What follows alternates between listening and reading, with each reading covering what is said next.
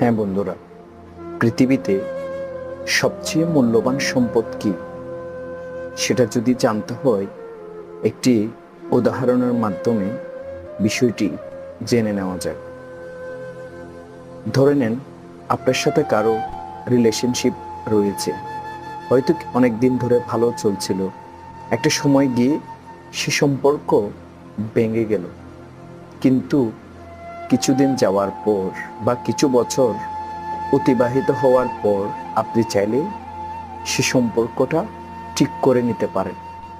কিন্তু এমন একটি জিনিস রয়েছে যেটা একবার চলে গেলে আপনি তাকে আর কখনো ফেরাতে পারবেন না। সেই বিষয়টা কি জানেন? সেটা হচ্ছে চলে যাওয়ার সময়। যে সময়টা একবার চলে গেছে, তাকে আপনি যে কোনো শর্তে